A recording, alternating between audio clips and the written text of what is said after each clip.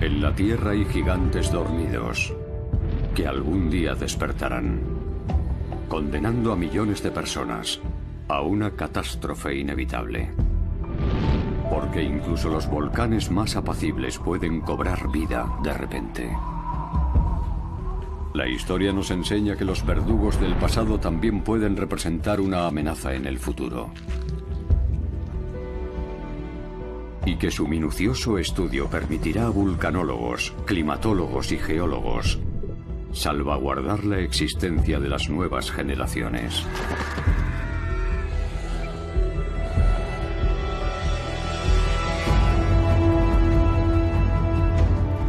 Son a la vez la bella y la bestia. Su explosivo temperamento aún es un misterio. Predecir una erupción no siempre es posible. Y habrá víctimas. El poder de los volcanes. Años sin verano.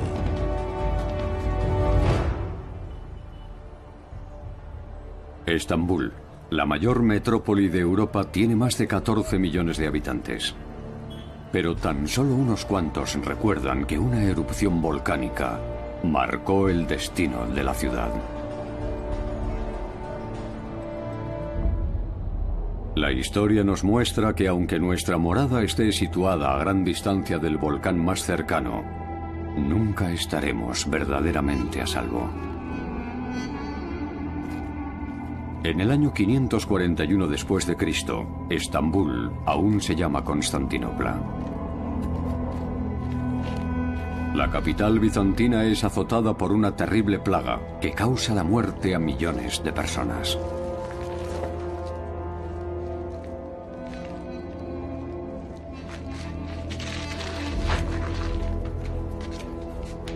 La impotencia y la desesperación inundan la corte del emperador Justiniano.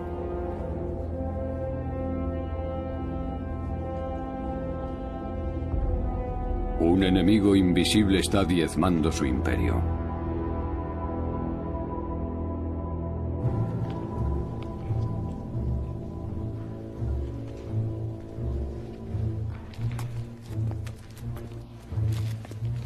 Majestad,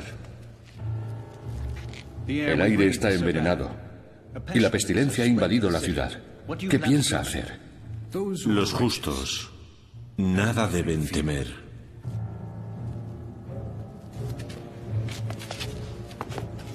Entonces pregunte al cielo, ¿cuál es nuestro pecado? La ciudad está llena de cadáveres. ¿Por qué razón?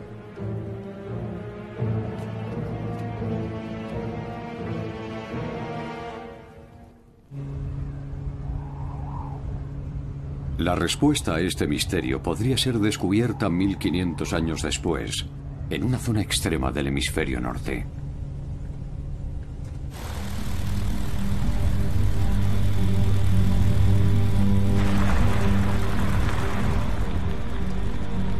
Un equipo internacional de investigación ha viajado a Groenlandia para intentar descubrir la composición de la atmósfera de aquella remota época. Johannes Freitag, del Instituto Alfred Wegener, espera extraer del hielo información vital sobre las variaciones climáticas de los últimos milenios. ¿Cómo estás? Lo que busca son cambios repentinos. Groenlandia es una tierra inhóspita cuya temperatura, incluso en verano, puede descender hasta los 18 grados bajo cero.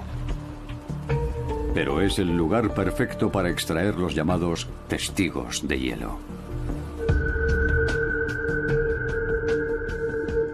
100.000 años de historia climática permanecen congelados en una capa de hielo de apenas 500 metros de profundidad.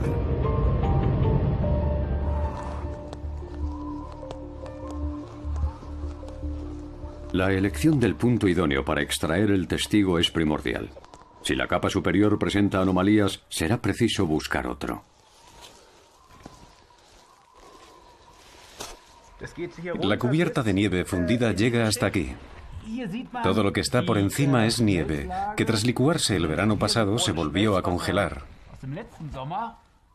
Esta línea marca el comienzo del hielo macizo. Las finas capas de hielo son como los anillos de crecimiento de un árbol. Y su extracción es una tarea delicada. Cada medio centímetro equivale aproximadamente a un año, lo que permite a los investigadores viajar hacia el pasado. Un descenso temporal que exige frecuentes interrupciones, ya que si el taladro se calienta, fundirá el hielo. La última extracción corresponde a la época de la plaga. ¿Ofrecerá alguna indicación sobre el origen de la enfermedad? Adelante. 30. 50. La conductividad eléctrica del testigo de hielo confirma la sospecha de que en el siglo VI se produjo un cambio. Un aumento repentino del contenido de azufre suspendido en la atmósfera. Mira este pico. Ya lo veo. Es extraño. Es una elevación de origen volcánico. Es muy elevada. Y está presente en una sección que equivale a unos 2 años. Aún no podemos determinar a qué período pertenece, porque no tenemos una datación exacta del hielo.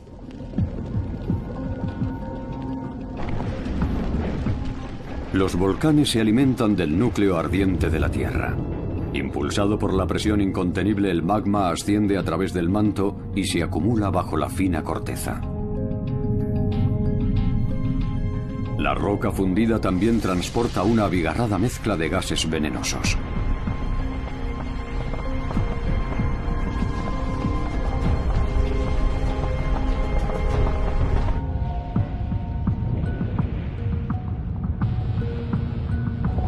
¿Podría estar relacionada la misteriosa epidemia con la erupción de un volcán? Antes de que Constantinopla fuese atacada por la plaga, el cielo se oscureció.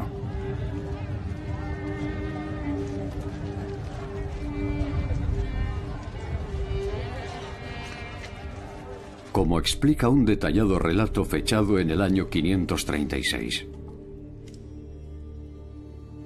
Desde hace meses, el sol brilla débilmente, incluso en verano.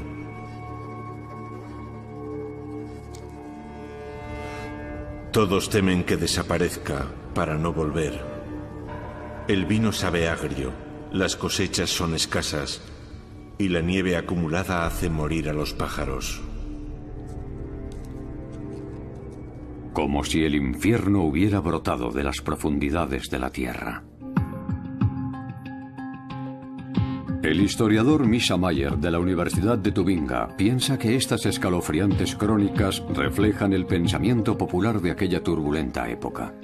Durante el siglo VI de nuestra era, la humanidad muestra un gran temor ante todo lo que ve como anormal, ante cualquier hecho sin aparente explicación, algo cuyo origen radica en una visión fantástica que era muy popular entonces, la idea de que el fin del mundo se acerca.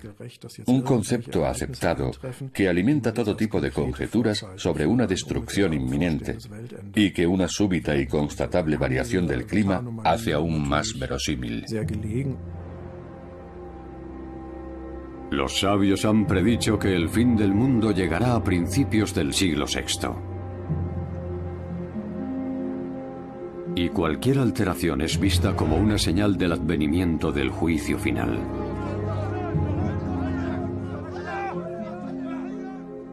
Pero el cambio que se avecina es muy distinto del que todos esperan.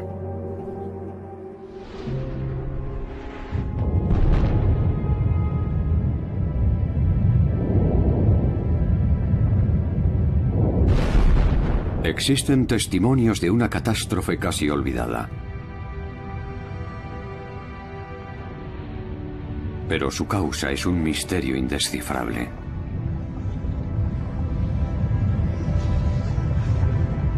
A veces la propia Tierra destruye su superficie. Además de expulsar cenizas, los volcanes envenenan la atmósfera con gases sulfurosos. Como el dióxido de azufre, que durante las erupciones masivas puede penetrar en la estratosfera y combinarse con el vapor de agua que flota en su interior.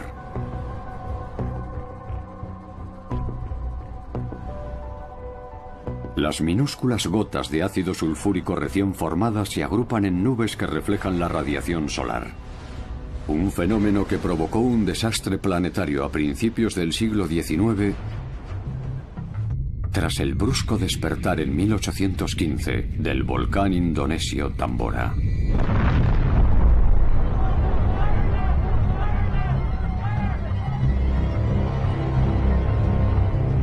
Su erupción fue la más catastrófica de la era moderna. Sus cenizas y flujos piroclásticos mataron casi al instante a más de 10.000 personas. Y su mortífera nube sulfurosa invadió los cielos de toda la Tierra. Las noticias de la explosión del Tambora llegaron a Europa, pero muy pronto las consecuencias de aquella terrible erupción fueron visibles a simple vista. El cielo se cubrió de colores, creando deslumbrantes atardeceres que han llegado hasta nosotros gracias al paisajista inglés William Turner. Pero aquella mágica belleza fue tan solo el anuncio de la catástrofe. El frío y la oscuridad arruinaron las cosechas, desencadenando la mayor hambruna del siglo XIX.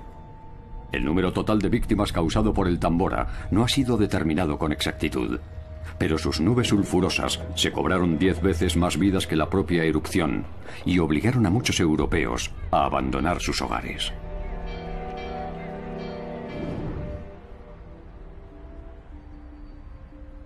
Los testigos de hielo extraídos en Groenlandia son trasladados al Instituto Alfred Wegener de Bremerhaven.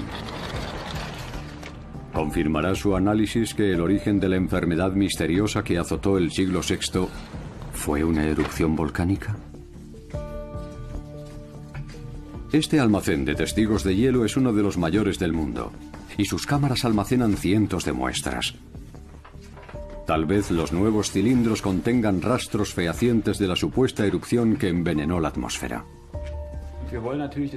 Nuestro objetivo es hacer un mapa climático planetario, utilizando testigos de hielo extraídos en lugares de todo el mundo. El análisis del cilindro de Groenlandia ratifica la existencia de azufre en el siglo VI, lo que confirma que el frío y la oscuridad llegaron a Constantinopla, cuando un volcán aún por determinar cubrió el hemisferio norte con una nube sulfurosa. Lo que hace surgir una audaz hipótesis. ¿Es posible que se produjeran dos erupciones con apenas unos años de diferencia?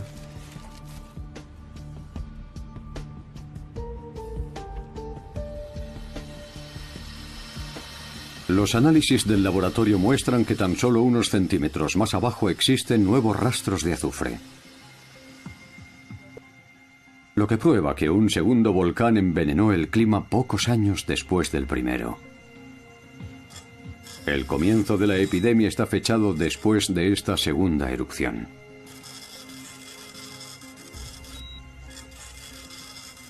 Su estallido dejó huellas tanto en el Polo Norte como en el Polo Sur.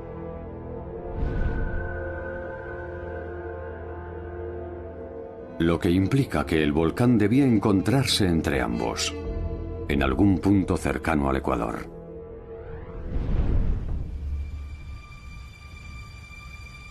El volcán de Ilopango se encuentra en El Salvador, en un emplazamiento casi oculto. Los rastros de su última erupción quedaron cubiertos hace mucho tiempo por la vegetación de la selva.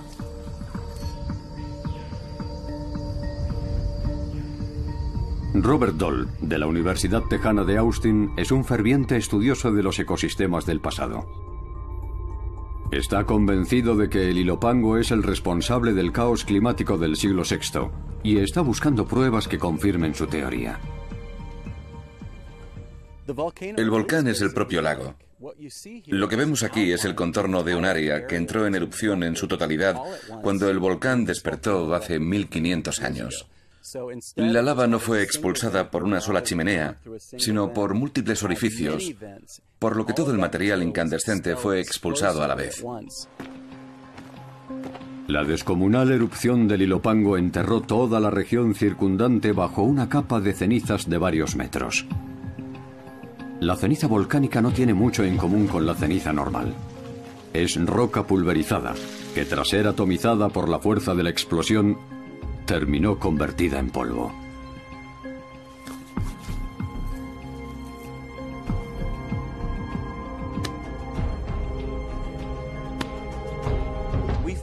Encontrar ceniza de color claro como esta es muy emocionante para alguien como yo, porque nos indica que es sílice en estado puro, que entró en erupción de forma explosiva en un instante geológico que pudo durar un día o tal vez dos. Una enorme cantidad de material fue expulsada a la vez, con una potencia y una magnitud casi inimaginables.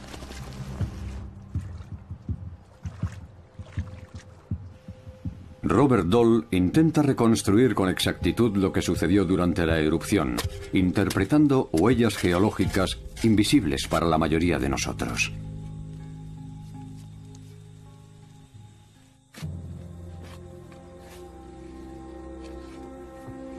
Mientras el gigante estaba dormido, nada presagiaba el peligro que acechaba bajo el agua, que incluso entonces cubría la caldera. La cámara magmática permanecía oculta bajo el lago, pero cuando la presión alcanzó un punto crítico, los gases hasta entonces aprisionados por la roca fundida comenzaron a ascender. El vapor se extendió sobre el paisaje tomando la apariencia de una inofensiva niebla. Hasta que de repente, la cubierta de la cámara voló por los aires como el corcho de una botella de champán.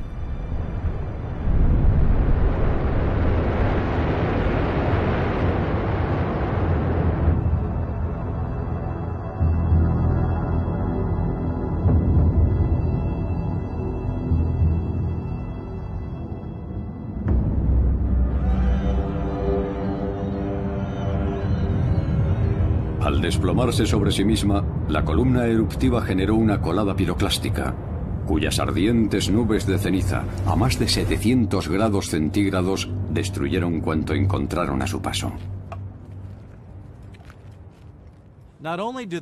Tras desbordar la caldera, enormes avalanchas cubrieron los valles e incluso las montañas. Según los cálculos elaborados por los geólogos que han estudiado a fondo esta zona, sus nubes llegaron a alcanzar alturas de hasta 1500 metros. Nadie puede escapar de un flujo piroclástico. Por mucho que lo intentes, no podrás escapar, ni tampoco protegerte.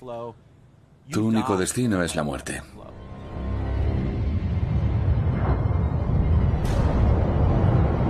Todo indica que ningún ser viviente en un radio de 1000 kilómetros sobrevivió a este infierno. Las cenizas encontradas atestiguan la magnitud de la erupción.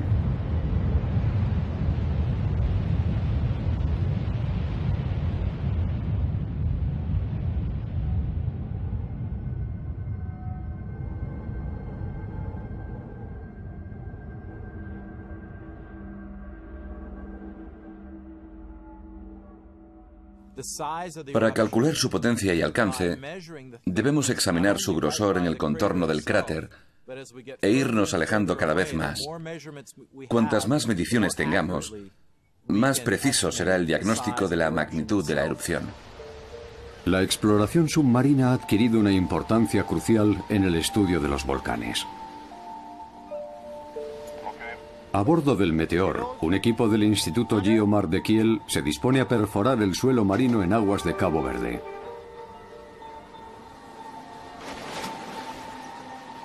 Un tubo de acero acoplado a una pieza de 2 toneladas se hundirá en el lecho marino. Y si no encuentra una roca demasiado dura que impida su avance, proporcionará al equipo de investigación una muestra cilíndrica de 9 metros de longitud. El fondo se encuentra a 3.500 metros de profundidad, por lo que la perforadora, a una velocidad de 1 metro por segundo, tardará en descender unos 60 minutos. De forma periódica, los testigos de sedimentos marinos revelan erupciones no documentadas y aportan información vital para comprender el impacto de los volcanes en la historia de la Tierra. El equipo de extracción aguarda esperanzado.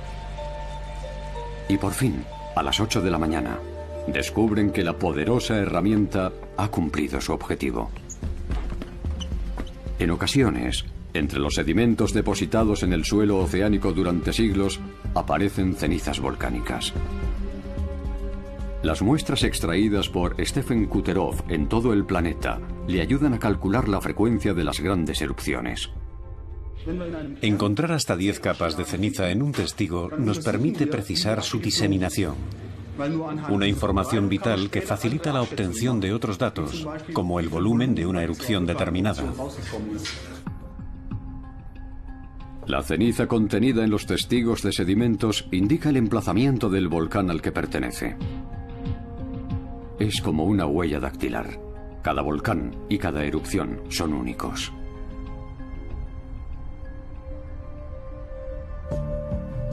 Las incontables muestras conservadas en el Instituto Geomar ayudan a determinar con exactitud a qué erupción pertenecen las cenizas extraídas.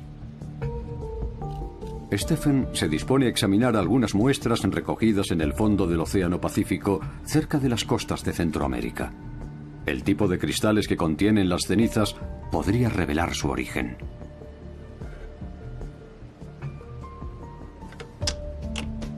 El análisis confirma sus sospechas. Las cenizas fueron eyectadas durante la última gran erupción del volcán de Ilopango.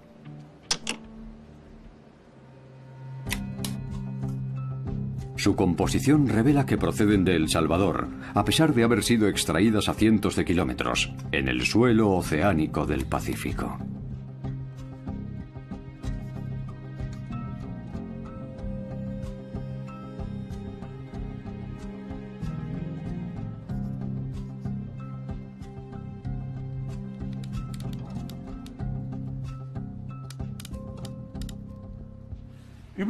Podemos afirmar que las nuevas cenizas que hemos encontrado en el fondo marino pertenecen a la erupción del volcán de Ilopango, lo que indica que al menos sobrevolaron un área de 1.200.000 kilómetros cuadrados, que es casi 4 veces la extensión de Alemania. Unos datos que demuestran que la erupción del Ilopango catapultó más cenizas y gases a la atmósfera que ningún otro volcán en los últimos 2000 años.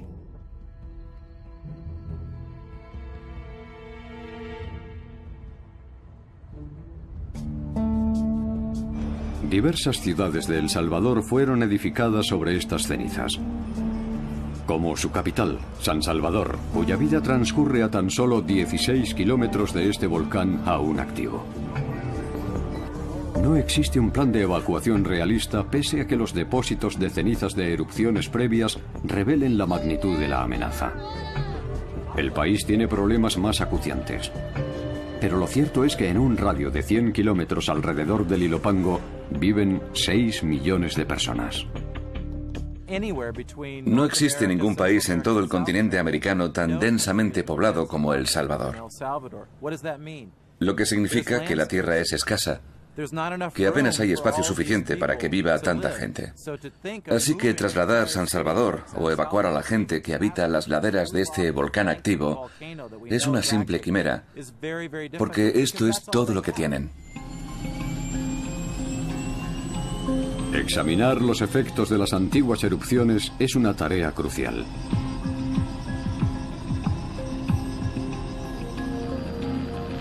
Robert Doll va a inspeccionar el área que rodea el lago del cráter, donde espera encontrar indicios concluyentes de la última gran erupción. La dispersión de las cenizas permitirá delimitar las zonas más expuestas y peligrosas.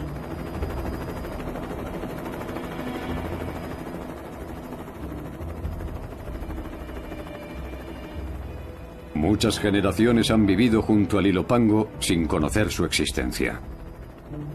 Ha estado dormido durante muchos siglos y sus erupciones forman parte del pasado.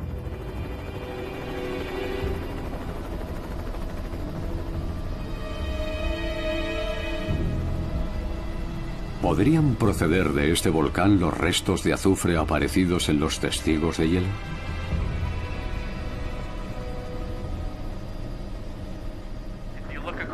Al sobrevolar estos verdes valles, vemos una gran extensión bastante llana.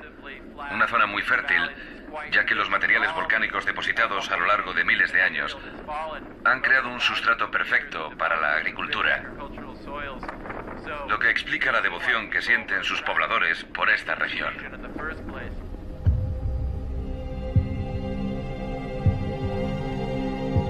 La intensa actividad agrícola ha borrado la mayor parte de los rastros de las antiguas erupciones, lo que hace casi imposible fecharlas con exactitud.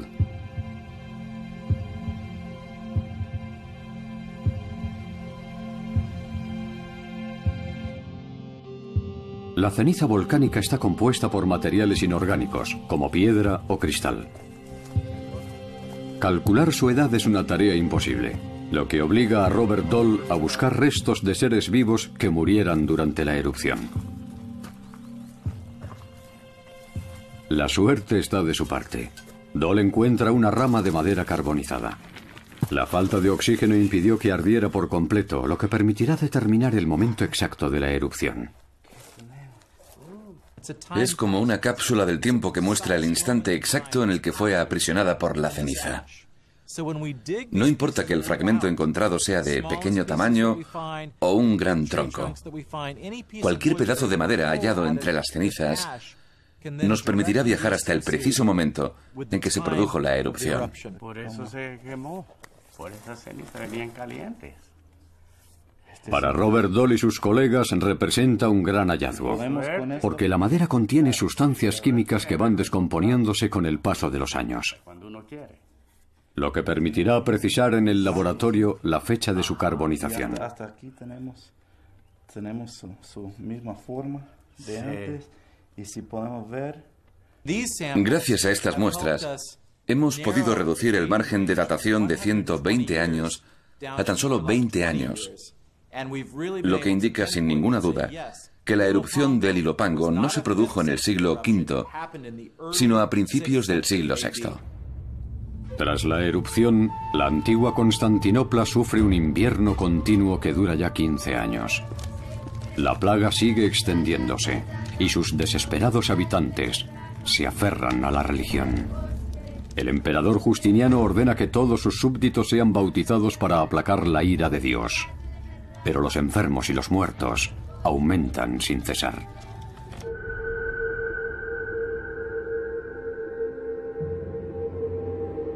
La enfermedad se extiende al Imperio Romano de Oriente y al centro de Europa.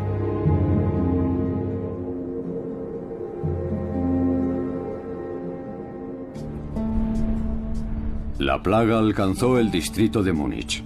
En el municipio de Asheim murió tanta gente en tan poco tiempo que tuvieron que enterrar varios cuerpos en cada tumba. El tiempo ha invalidado casi todos los restos, pero tal vez puedan encontrarse algunos indicios en los dientes de los cadáveres.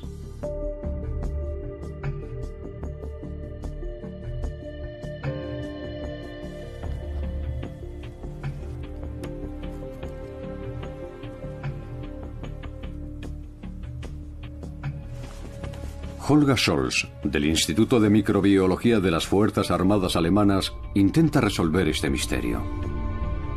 Su equipo viste una indumentaria especial para no contaminar las muestras. Una sola escama de piel podría echar a perder las últimas muestras de ADN de aquella lóbrega etapa.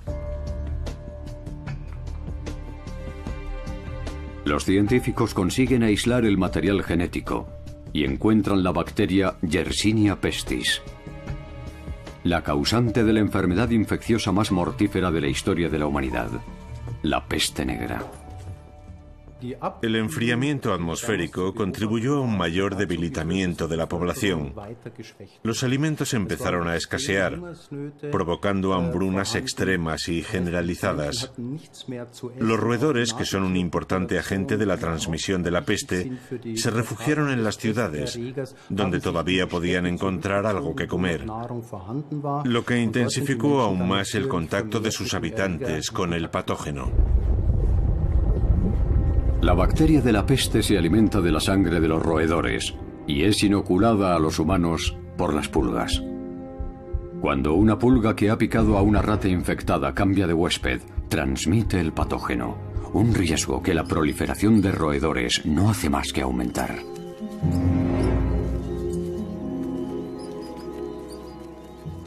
El debilitado sistema inmunológico de aquella pobre gente y la ausencia total de higiene facilitaron la transmisión de esta terrible plaga que arrebató la vida a millones de personas. Las desdichadas víctimas ignoran que el lejano Ilopango, en un continente aún por descubrir, ha modificado el clima y causado las hambrunas. La población está indefensa ante una enfermedad que puede atacar a cualquiera, sin importar su nivel de riqueza.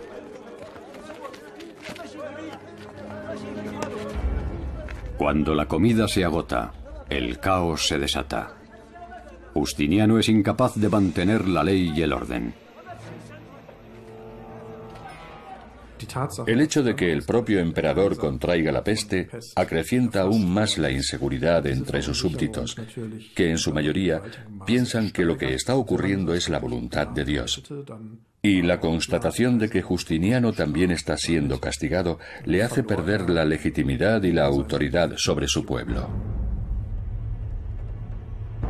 El emperador morirá muchos años después, tras sobrevivir a la enfermedad, que será recordada como la plaga de Justiniano.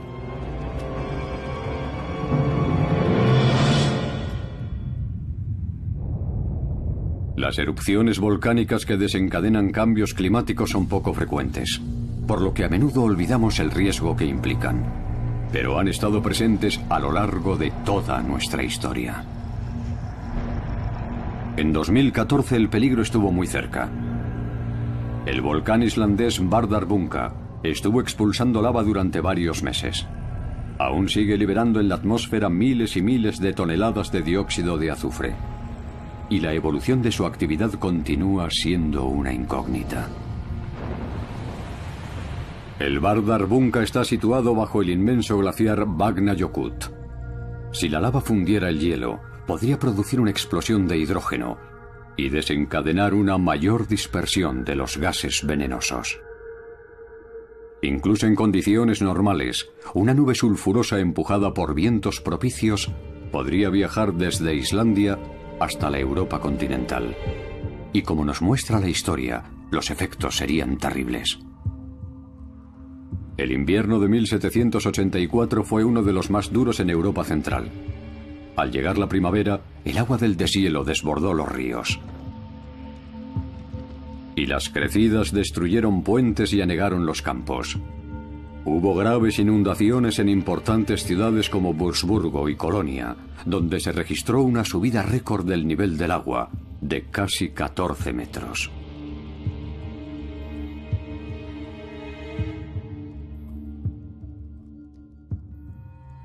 Una catástrofe causada por la irrupción en Europa de gases volcánicos. John Grattan trabaja para la Universidad de Gales y ha estudiado numerosas crónicas de la época. El 23 de junio de 1783 el mundo había cambiado. Los árboles habían perdido sus hojas y reinaba un intenso olor a azufre. El causante del desastre era el volcán islandés Laki, que tras abrir una gigantesca grieta, comenzó a expulsar más de 6.000 metros cúbicos de lava por segundo. En 8 meses, liberó unos 120 millones de toneladas de dióxido de azufre, que empujadas por el viento alcanzaron la Europa continental. Las sobrecogedoras crónicas locales cuentan que la gente respiraba con dificultad en aquella atmósfera sofocante y que muchos sufrían palpitaciones y fiebre, violentos brotes de diarrea, hemorragias. Incluso hay teorías de que la erupción del Laki fue uno de los detonantes de la Revolución Francesa. Desde entonces el Laki ha permanecido dormido.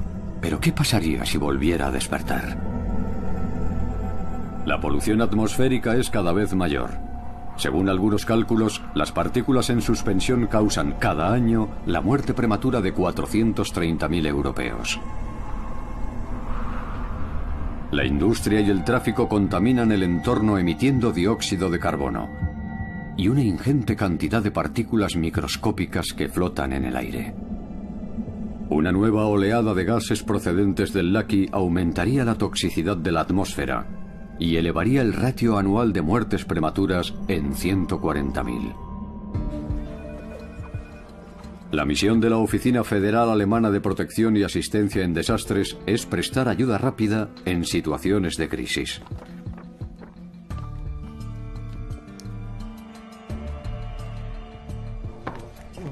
Christoph Funga y sus colaboradores desarrollan estrategias para afrontar con garantías las situaciones más complicadas. Pero ¿cómo se puede prever una erupción volcánica en un lugar remoto?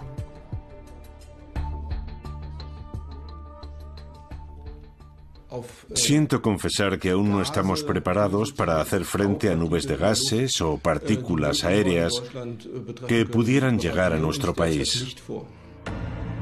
Las situaciones que hoy consideramos extremas serían habituales en un invierno volcánico. Una violenta ola de frío podría tener efectos devastadores, como ya demostró la inmensa tormenta que en 2005 convirtió la llanura de Münster en un paisaje helado. El peso de la nieve provocó un corte en el suministro eléctrico que afectó a 250.000 personas y tardó varios días en restablecerse.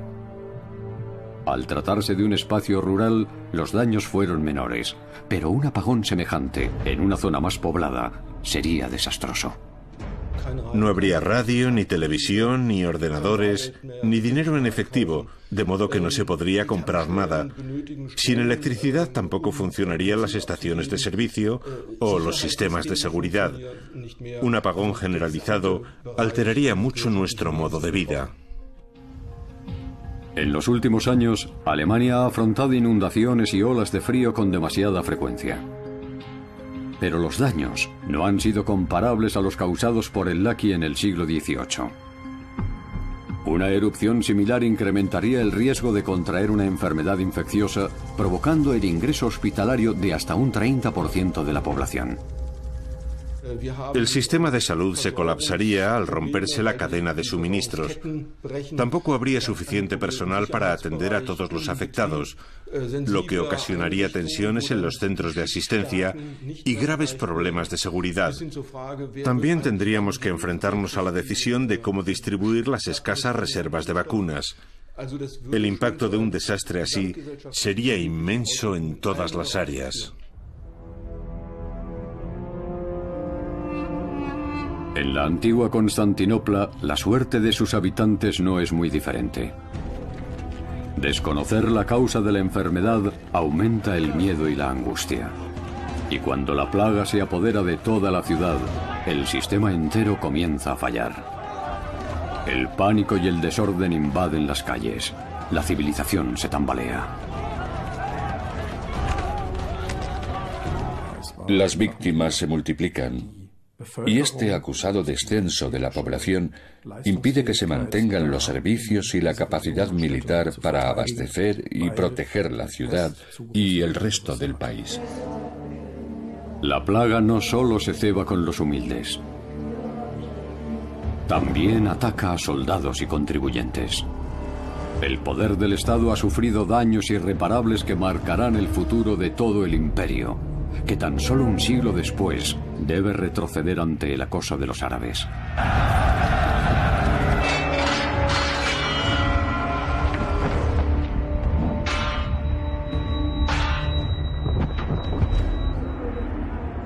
Y así fue como la erupción del Ilopango podría haber provocado el fin de la antigüedad.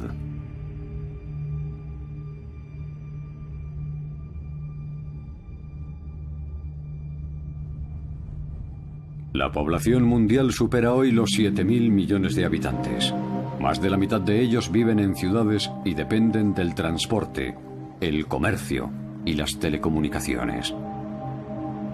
¿Sería posible protegerlos a todos de una erupción volcánica de alcance global como la del Ilopango?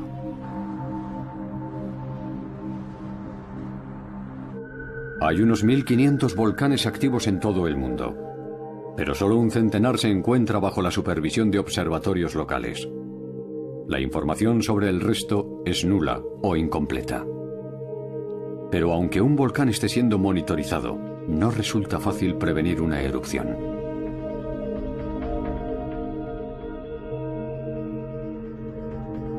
Incluso un científico experto puede cometer terribles errores.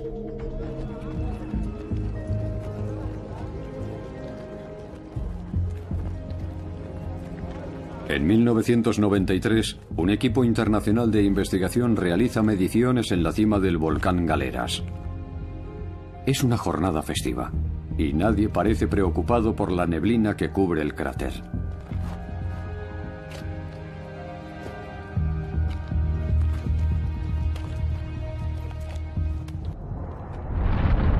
De repente, una explosión sorprende a los vulcanólogos. Rocas y nubes de polvo surcan el aire sin dar la más mínima oportunidad de escapar a los que trabajan en el interior.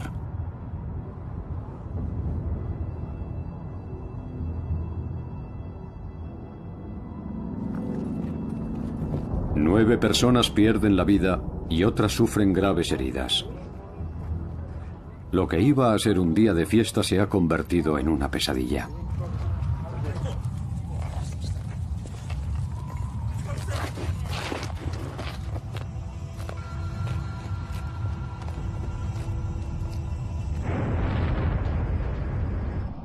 Apenas 2 meses después, una segunda erupción alcanza la estación de investigación de los científicos, considerada segura tras el primer fatídico aviso.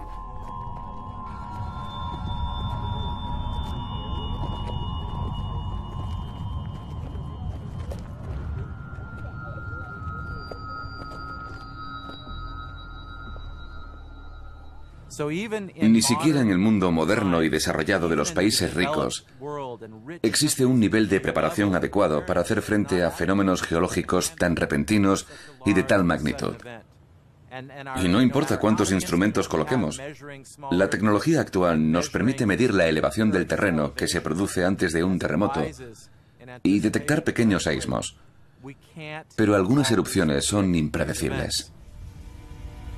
Tampoco es posible predecir el curso que van a seguir.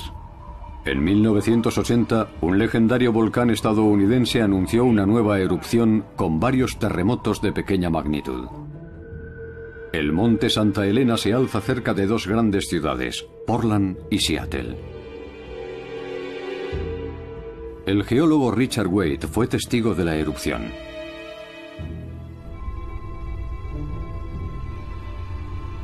Y como muchos de sus colegas, creía saber lo que iba a pasar.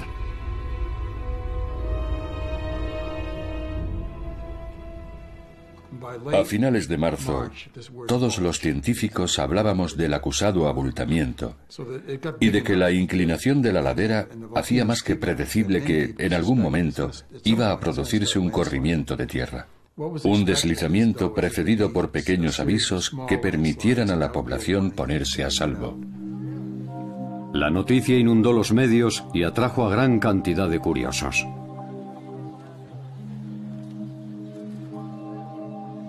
Pero el Santa Elena sorprendió a todos con una erupción catastrófica. Un terrible terremoto sacudió la cara norte provocando su desplome, la explosión de la montaña y una avalancha de barro, ceniza y rocas ardientes. Fue algo sorprendente. Pasó por encima de un monte y de varios valles y siguió extendiéndose tal vez 20 o 30 kilómetros. Una enorme distancia que nadie había previsto y menos imaginado. Las nubes de ceniza y los torrentes de barro arrebataron la vida a 57 desventurados, entre los que se encontraban algunos científicos que no calcularon el impacto de la erupción. El polvo lo envolvió todo. Y los 540 millones de toneladas de ceniza expulsados por el volcán cubrieron un área mayor que Holanda. Semanas después, las autoridades constataron la inmensidad del desastre. El área devastada que se extendía ante el gran cráter abierto superaba los 600 kilómetros cuadrados. Pero aún así, su erupción fue al menos 10 veces menor que la del Ilopango en el siglo VI. En la actualidad, la ciencia moderna puede prestar una valiosa ayuda en la predicción y prevención de estos eventos. Pero nunca nos hemos enfrentado a un cataclismo semejante al del Ilopango. Nunca ha habido una erupción de esa magnitud cerca de un núcleo urbano densamente poblado. Nunca. Si algo parecido ocurriera cerca de Seattle o de Nápoles, ¿estaríamos preparados gracias a nuestra tecnología para evacuar a toda la población?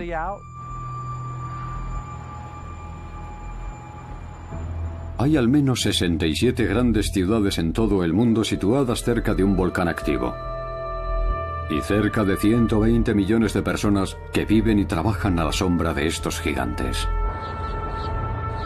En el área metropolitana de Tokio, 37 millones de seres humanos contemplan a diario la hermosa silueta del monte Fuji. Su última gran erupción se produjo hace más de 3 siglos, lo que a nivel geológico no es más que un instante. Si volviera a rugir, sus cenizas cubrirían toda la ciudad.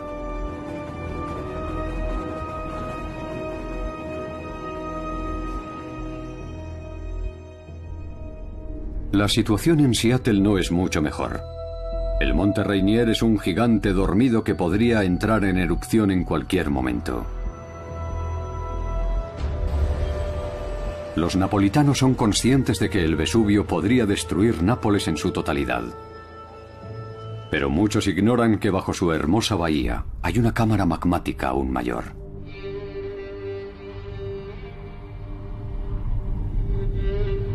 Tras ser sepultada por el Soufriere Hills, Plymouth, la capital de la isla caribeña de Montserrat, ofreció una desgarradora imagen del peligro que afronta cualquier ciudad erigida a la sombra de un volcán.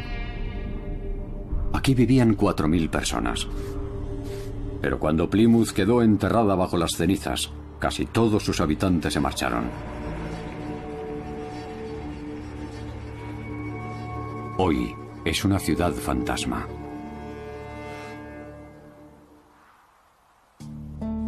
Los volcanes son una amenaza global.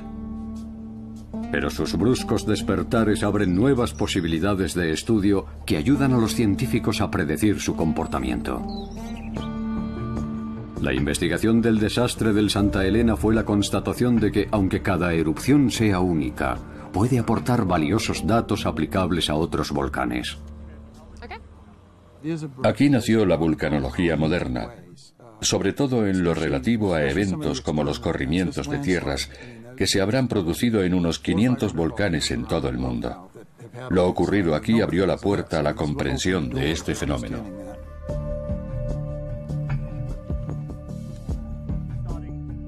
Hace tan solo unos años, una joven geóloga desarrolló un sistema revolucionario que permite predecir las erupciones con mayor precisión. Acompañada por un equipo de expertos del Servicio Geológico estadounidense, hoy va a sobrevolar la cima. La temperatura en la base roza los 30 grados. Pero cuando el helicóptero gane altura, tendrán que soportar temperaturas mucho más bajas. Angela Diefenbach utiliza un método simple y asequible que podrá ser implantado en países poco desarrollados, cuyos escasos recursos no les permiten monitorizar sus volcanes de forma regular. Puedes utilizar incluso la cámara de un móvil, siempre que la lente sea la idónea. Una cámara GoPro no daría buenos resultados, porque tiene mucha distorsión radial, y eso se traslada al modelo.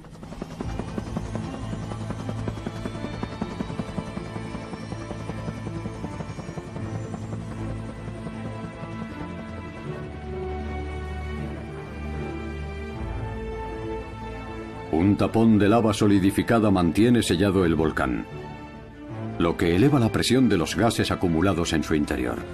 Cualquier cambio en la superficie podría indicar el advenimiento de una futura erupción.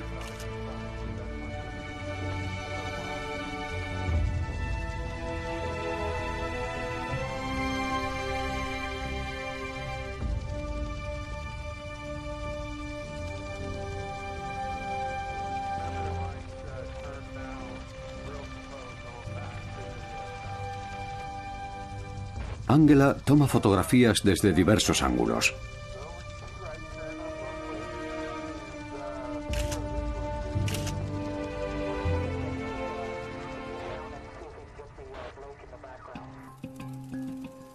Una vez en tierra, con las imágenes obtenidas, su ordenador genera un detallado modelo del volcán en 3 dimensiones, que cuando sea comparado con los confeccionados en vuelos anteriores, revelará los cambios más insignificantes.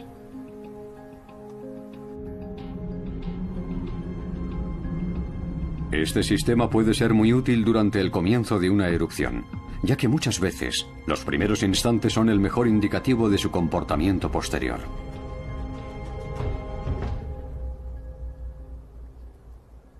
El domo de lava que acabo de estudiar no representa una gran amenaza, porque la última erupción fue lenta y relativamente fría. Pero otros domos tienden a hundirse, bien a causa de una explosión o por no poder soportar el peso de la cubierta, lo que puede desencadenar peligrosos flujos piroclásticos. El monte Santa Elena es monitorizado de forma constante. Un privilegio del que no disfrutan otros gigantes dormidos de nuestro planeta. Como el Nyiragongo en la República Democrática del Congo, cuyo lago de lava hierve a 400 metros de profundidad, en una región castigada por la guerra civil. Otros gigantes como el Taburbur de Papúa Nueva Guinea se encuentran en regiones menos pobladas. Pero su carga de gases sulfurosos puede llegar a cualquier rincón del mundo.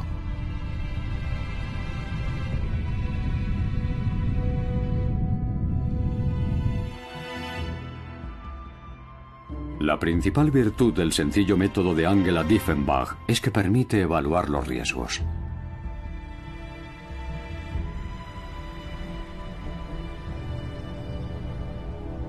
Pero aunque los científicos puedan avisarnos a tiempo, nunca podrán impedir que se produzca una erupción.